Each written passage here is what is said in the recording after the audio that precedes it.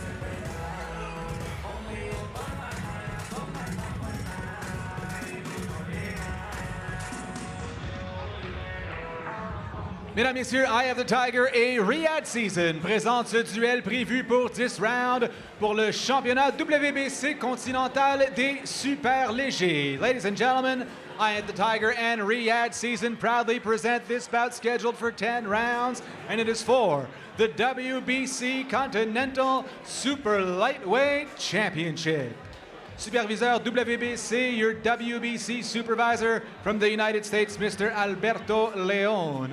Les juges pour ce combat, judges for this bout, all from Canada, Mr. Nicolas Hinault, Mr. Pasquale Procopio, and Mr. Jack Whitburn. L'arbitre, your referee du Canada, Mr. Steve Saint-Germain. Tout d'abord, dans le coin bleu, l'aspirant. En 28 combats professionnels, il compte 22 victoires, 13 obtenues par KO. De Caguas, Puerto Rico, pesant 139,2 livres. Introducing first, the challenger. In 28 professional bouts, he has 22 wins, 13 coming by way of knockout. Fighting out of Caguas, Puerto Rico, weighing in at 139.2 pounds, Yomar Alamo!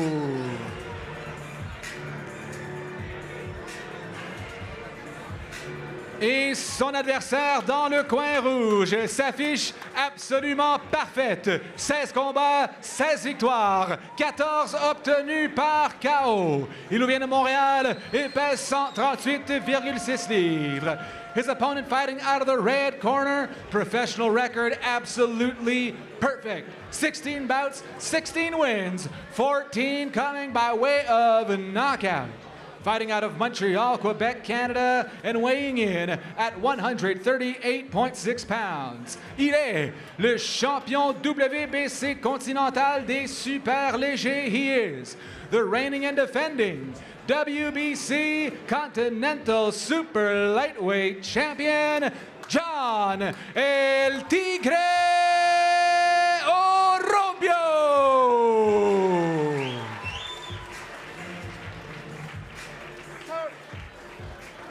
Looks boxer, both going to accept half of the belt. You got my command in the locker room. Protect yourself at all time. Listen to my command at all time. Touch gloves. Good luck, both of you. And we take a look at the tail of the tape for this one. Jhon Orobio taking on Yomar Alamo. Alamo with the height advantage, but not the reach advantage. The 22-year-old Orobio has long been considered one of the best prospects in boxing. 2 years running, according to Ring Magazine, a runner-up for Prospect of the Year. But he feels that this is the fight and the year that he rounds the corner from prospecthood to contention. For Yomar Alamo, he's trying to get over the hump, a man who has been in the ring with many top contenders and champions, has always given a good account of himself. But today, a day before his birthday, he wants to give himself the present of breaking that glass ceiling. Now, Corey, I have a question for you and all the boxing nerds watching, and feel free to tweet at us or whatever with the answer. My question to you, Corey, is this the biggest super lightweight fight between Colombian and a Puerto Rican since Antonio Cervantes lost the title to Wilfred Benitez? Okay, wow, we're 50 years ago, almost to the date. We're going right into hyperbole, yes. If there's been a bigger one in this weight class between a Colombian and a Puerto Rican, let us know in the comments. We got 50 years to work with, kids. Well, the hyperbole has been strong around Jhon Orobio, and understandably so. At 22 years of age, he has rapidly ascended through the pro ranks after what was an abbreviated amateur career. Really only had one tournament on the senior level. We referenced this earlier in the broadcast. Mark Ramsey spotted him early and felt that he had the fight IQ and the physical maturity to turn pro already, but I don't think even Mark Ramsey thought he would develop at this pace. Well, yeah, there's the fight IQ, there's the physical maturity, but then there's also the room to grow, and the room to mature, and the room to pick up new skills, and these are all very important too, because again, there's a big difference between a 19-year-old who is still developing, is going to peak at 26, 27, 28, and a 19-year-old who started when they were 4 and they peaked at 18. Orobio trying to find the body of Yomar Alamo. Nice right hand to the body there from Orobio. Now, we've seen a couple times already in this fight, Corey, that Yomar Alamo has a very quick, sneaky, short-handed, straight right hand. He doesn't wind up to throw it. He just throws it straight, and it sneaks in between your guard. He's hit Orobio with it twice already. Which is a good sign for Alamo, because stylistically, one of the issues, we talked about it earlier today, one of the issues for Alamo throughout his career has been combining defense with offense. So good early returns here in round one. Even if he hasn't won this round, he slides out of the way of that right hand with 10 seconds to go. I was going to say, right there, that's what you were talking about. He's letting both hands go, and Orobio clipped him with that straight right hand. Didn't land flush, but it did connect.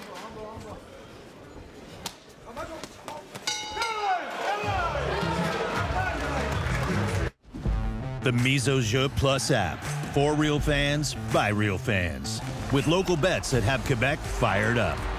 No matter the sport, no matter the team, it's all in play here.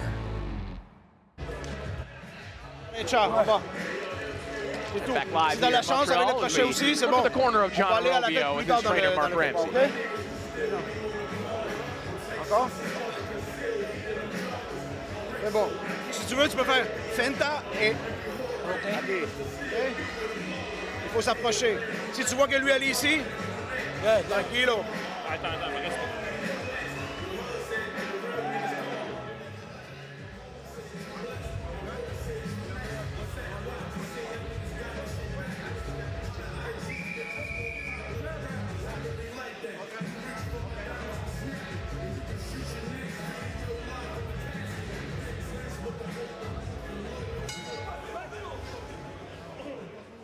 Round 2 underway. Jhon Orobio taking on Yomar Alamo. Aguas, Puerto Rico, also the home of Miguel Cotto. Alamo grew up working on the farm, working in the country, describes himself as country strong. Yes. And Morgan, if handshake power correlates to punching power, then Yomar Alamo is Julian Jackson. That's an important point about Yomar Alamo. Is that when you meet Yomar Alamo, he will shake your hand and he will crush your hand. And now these new age fitness influencers that like to fixate on a single variable and try to connect it to your longevity, they will tell you that a man with Yomar Alamo's grip strength is going to live to 150. But it does illustrate an important point about him, Corey, because when we talked to him yesterday, he said the difference between him and a lot of other fighters isn't just the tradition. We talked to him about the tradition of boxing in Puerto Rico and of fighters who are very skilled, like Yomar Alamo clearly is, but who have an edge to them. And he said it's not just tradition, it's lifestyle. I'm a country boy. I grew up in the country, and it's a level of strength that I have that I can combine with the skills that other people can't. He said I was made in the fire. And we noticed at the weigh-in, he made a point of shaking Jhon Orobio's hand because he understands that even relative to other world-class boxers, he has a really strong grip, and he wants to make you understand when he meets you, even if you're about to fight him, that there's a level of strength that he has, a natural strength that he has that most people don't accept. It occurs to me that Jhon Orobio might have the same level of homegrown country strength. Yes, as he lands a couple good left hooks, one to the body, one up top. Nice right hand over the top. Big left hand there from Orobio, who's putting them together here in the second round. And that's what we were talking about, Corey, where Alamo lets his offense go. It's fine, but when he gets in these exchanges, he does get tagged. He does get tagged, making that transition from offense to defense, and he ate a big overhand right there.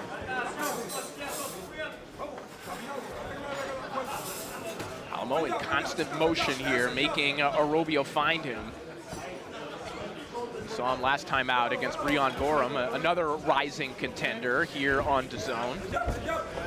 Dropped a 10-round unanimous decision in that one. Certainly not the best outing of Alamo's career.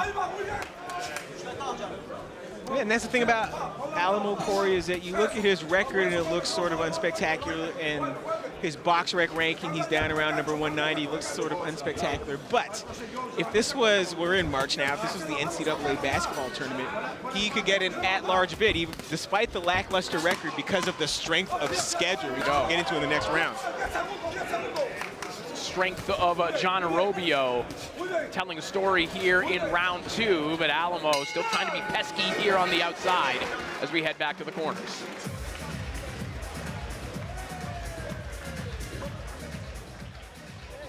Un poquito feint, tu feinta la derecha, un poquito, avec le crochet, 1, 2, 3, 1, 2, 3, classique. C'est bon. C'est pas possible que lui, comme ça, pendant 10 assaltos. Okay? Toute la pression. Alamo wants to be able to keep Orobio at bay with that jab, and he wants to sneak in enough straight right hands to keep Orobio honest. But Orobio is still making his physical presence felt, even against a guy who believes he is physically stronger in Yomar Alamo.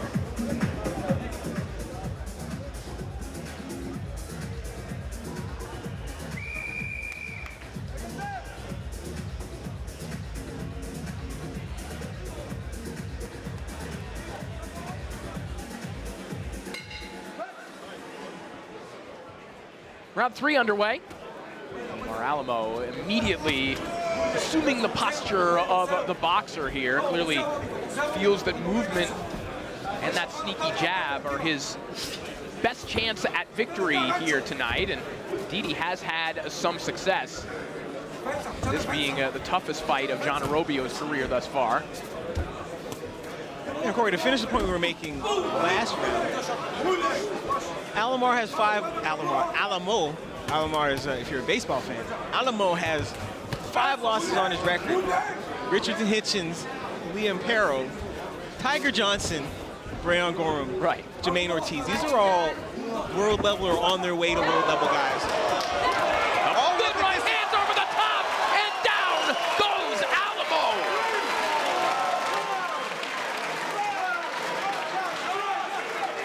And none of those fighters you just mentioned were able to do that to Alamo, who's getting a lot of time here to recover. But El Tigre is on the hunt. And that is the big difference, Corey. All those world-level guys, none of them put Yomar Alamo on the canvas like Jhon Orobio just did. Another big right hand over the top, Corey. Jhon Orobio looking like a rabid tiger going after Yomar Alamo right now. Half a round to work with as Alamo still looking unsteady. And even in that Breon Gorham fight, Corey, we didn't see body language like this from Yomar Alamo. You've called a lot of Yomar Alamo fights. Even the fights that he's lost. He's recuperated well, but again, the body language looks negative.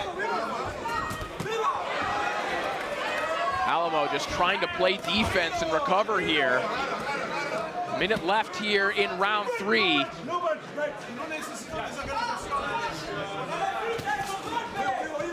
Country strength, to call that back, of Jhon Orobio on full display here as he just rocks Alamo with another left hook. And Alamo is running out of places, Corey, to hide. The knees of Alamo buckling there. He's almost sitting on the ropes trying to stay up on his feet and resist a second knockdown here in the round. Or he's pitching forward and knowing that Jhon Orobio is going to hold him up just to buy himself some time. Big left hook again, and Alamo on unsteady legs once more.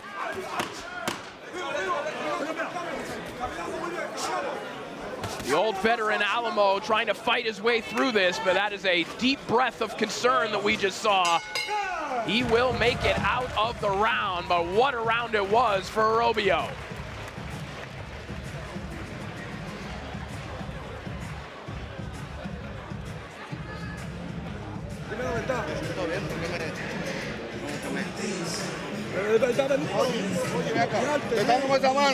Porque tú quieres, porque tú la ves. Tú la ves. Está bajando la mano. Even in that freeze frame, Corey, you could see the look of concern on Yomar Alamo's face and just this barrage of overhand rights, upward arcing left hooks. Puts him on the canvas in his own corner.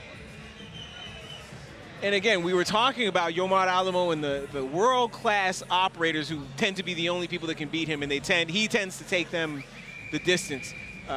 So it's been a long time, I don't know ever, since we've seen Yomar Alamo in that type of distress. Yeah, he has displayed world-class durability throughout his career. And there are a lot of fighters for whom that would have been the end of the night. 2 unprotected full leverage hooks from Jhon Orobio would have ended the night in most other circumstances, but Yomar Alamo still up, still fighting, but for how long? Yeah, talking to Yomar Alamo yesterday, one of the things he said to us is that he himself has skill, has savvy, has plan A, has his adjustments, plan B, plan C. And what he thought of Jhon Orobio is that he's a young, strong guy, but that he only gets over because he's heavy-handed. But what he's learning is that Jhon Orobio, fight by fight and sometimes round by round, is adding to his craft. Well, another thing Alamo told us is that he thought that his own power was a little bit underestimated, and he felt that he had to make Orobio respect his power. He hasn't been able to do that quite yet, because this is a fight going in one direction, and it's the direction that Orobio wants it. Yes. And again, when Alamo is in all defense mode, he manages to roll with a lot of these punches and take some of the power off him. But when he has to plant his feet and make Jhon Orobio respect him, he also opens himself up. And this is when Jhon Orobio starts tagging him.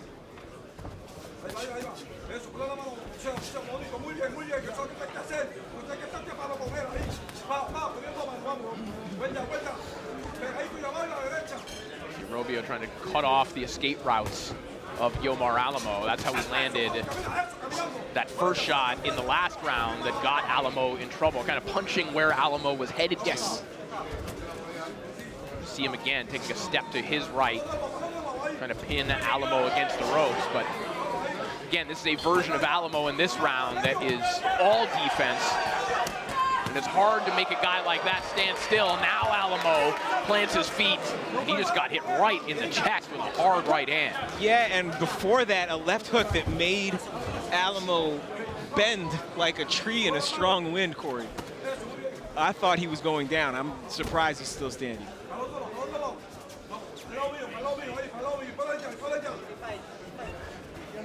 And up until that point, this round had been unfolding at the pace and the distance that are more favorable to Alamo. And you can hear his corner asking him to stop and throw that right hand. But the moment he stops, this is what he sets himself up for. These clubbing shots continue to come over the top here from Orobio.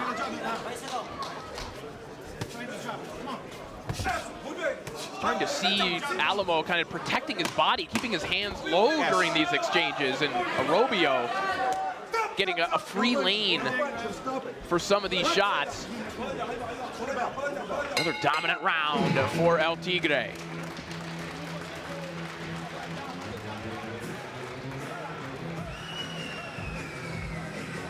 Well, coming up next, Lenar Perez makes his debut on a grander stage here tonight as he takes on Isaac Chilemba. Lenar Perez with a plum world ranking from several sanctioning bodies in the cruiserweight division, and this man was a fixture in the upper reaches of the 175-pound division for so many years. Can he turn back the clock in our co-feature? That's coming up next. Lui, quand tu donnes la droite, lui, il faut avec le crochet. Quand tu fais la droite, ça prend le crochet gauche avec, OK? Come on, champion.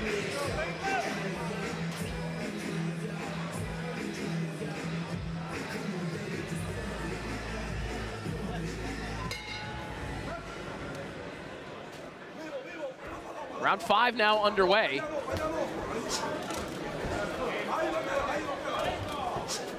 According to that previous round, Alamo seemed to have hit on a strategy that will allow him to survive this fight. I don't know that it will allow him to win rounds, but just move, move, move, and then when Orobio gets inside, you time out. But I just don't know how much longer he can succeed with that strategy, or even if he does, if it'll win him rounds, as opposed to just allow him to survive. Double left hook there from Orobio, and a right hand from all the way in Colombia has ended this in an instant. That is a frightening, frightening knockout. And Yomar Alamo is in serious distress right now, Corey. They're laying him out on the canvas, surrounded by a referee and by a medical staff. A stunning, spectacular knockout, but understandably muted celebration right now because Yomar Alamo appears to be seriously hurt.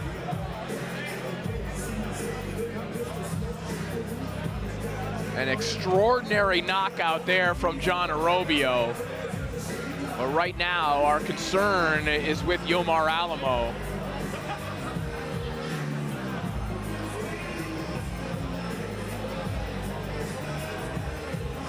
And from our vantage point, we just saw Alamo moving his arms, but so far, still prone on the canvas. Yeah, you can see him breathing, you can see him moving his arms and legs. Here he is, he's sitting up now, he's sitting upright, he's still on the canvas. That is as violent a right hand as you can land in this sport. And again, we're starting to see what the difference is between other prospects and Jhon Orobio. Full power, wind up overhand right, direct to the jaw. And it was so powerful, Corey, because often you see somebody get hit in the jaw and there's that rotational force, the head whiplashes. You didn't see that there. He just took that punch and went straight down. And again, what we're starting to see from Jhon Orobio is the natural strength plus the strength you can train, plus the punching power, plus the craft and the skill to set that punching power up is starting to come together. good to see Alamo in a seated position, conversing with everyone. But to add to that point, Morgan, there's also the hand speed. Yes. You have to be incredibly fast to be able to load up the way that Orobio did. He had that right hand down at his knees before he brought it over the top. But so much of it, too, has to do with the diversity of his attack leading up to that point. He had given Yomar Alamo so many things to think about, so many targets to try to protect. You mentioned before that Yomar Alamo was keeping his guard lower to protect his rib cage. And it's so difficult to protect all of these things at once unless you're Winky Wright getting in the shell. For anyone else, protecting one part of your body means leaving another one exposed. And Yomar Alamo's jaw was wide open, and Orobio saw the shot, took the shot, landed the shot.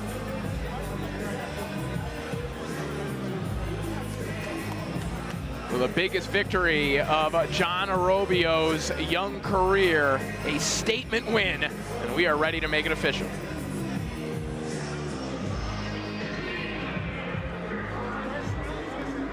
Mesdames, Messieurs, ce combat est arrêté à 45 secondes du 5e round. Votre gagnant par KO. Ladies and gentlemen, this fight is stopped at 45 seconds of round number 5. Your winner by knockout, and still the WBC Continental Super Lightweight Champion, Jhon El Tigre Orobio. So a vicious knockout victory for Jhon Orobio, and that could not have gone any better for a fighter who, again, wanted to make the statement that he is not a prospect anymore, but a true contender. And to do that to a guy to whom that had never been done before is about as good as you could ask for. We were having this conversation with Jhon Orobio yesterday, and one of the things he was saying to us is that, yes, he's always focused on the job in front of him, obviously. But at the same time, when he goes into the ring, what he wants to do is send a message to everyone who's watching at home who has never seen him fight before, why he's the prospect of the year, why he's on his way to becoming a contender. And two, he said he wants to send a message to the people above him in the 140-pound division who are watching this young prospect develop and improve at a frighteningly fast rate. He says he wants to let everybody understand why he's the Tiger and why the Tiger is the Tiger. So it's the question, it's what he said to us. It's like a philosopher asking what's the sound of one hand clapping. Why is the Tiger the Tiger? This is why the Tiger is the Tiger. Just an extraordinary right hand, a frightening knockout victory from Jhon Orobio, who says that he feels he could be world champion this year. And again, when you look at the folks that Yomar Alamo fought and then what they went on to do, a result like that illustrates that good things are on the horizon for Jhon Orobio. Yeah, when you take into account the fact that, yes, Yomar Alamo, again, all of his losses, 5 losses, are to either current world-class fighters, title challengers, or people who appear that they are on their way to title challenges, and they've all gone the distance. Yomar Alamo has taken all of them the distance. Like, only Jhon Orobio has been able to put together the craft, the strategy, the tactics, the execution, plus that one-punch punching power to knock Yomar Alamo all the way out without even a count, Corey. Yeah, and as we mentioned, 2 years running now, Orobio, a runner-up, or one of the runners-up for Ring Magazine Prospect of the Year. Those were eventually won by Moses Atauma and Emiliano Vargas, justifiably so. Moses Atauma seems like a can't-miss heavyweight prospect. Emiliano Vargas, we've called one of his fights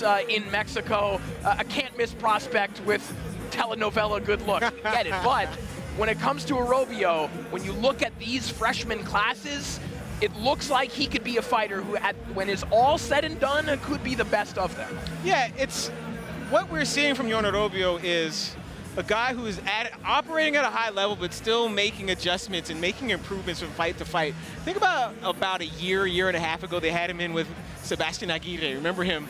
And another guy whose calling card is his durability. The only person to ever stop him was Steve Claggett. And again, Steve Claggett didn't knock him out clean. Steve Claggett stopped him the way he stops a lot of guys, just through attrition.